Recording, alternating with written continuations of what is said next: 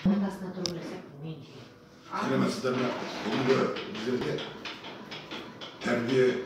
тәжірибе таным көзі деген байқауға мен Есенсай орта мектебінен физика пәнінен тақырыбы реактивті қозғалысты зерттеу атты тәжірибемді бөліскім келіп отыр.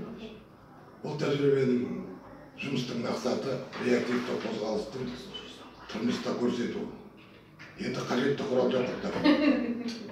1,5 литрлік 3 пластикалық құты, скотч, қайшы, ауа үрлейтін сорғы, жүк, велосипед камерасының кіндігі, желім және су қажет. Сонымен бірге мензурка қажет. Енді жұмыстың барысы алдымен пластикалық құтыны қиып алып, содан соң скотчпен жапсырамыз. Біздің зымыранымыз түзу ұшу үшін оның ауырлық центрін тауып, жүк орналастырамыз. Құтының қақпағын тесіп, ішіне ауа айдайтын қылып, велосипед камерасының кіндігін желімдейміз.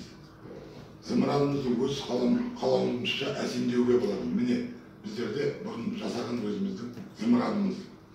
Енді бәрін желімдеп жасырып болғаннан соң ішіне 5-тен 1 қатынасындай су құямыз. Оны мензуркамен өлшеп алып, яғни біздерде құты литр жарым болғандықтан 5-тен 1 300 грамм су құямыз. Біздің жағдайымызда 300 грамм су жеткілікті. Кіндік арқылы құтының ішіне сорғымен ауа айдап зымыранымызды ұшуға дайындаймыз. Қазір енді су құйып дайындаймыз.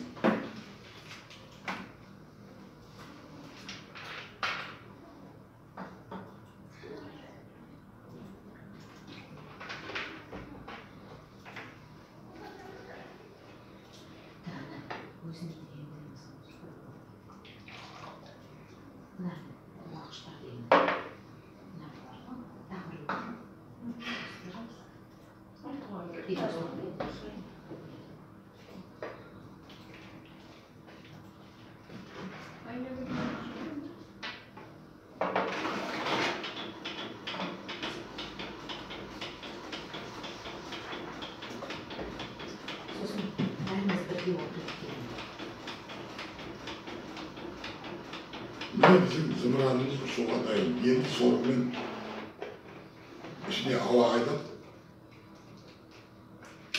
бөлмеміз тар болғандықтан сыртқа істеуге тура келеді. Бұл біздерде 30-40 метр биіктікке ұшатын зымыран.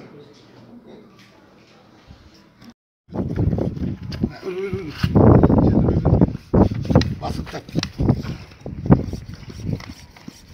Al çizdim be.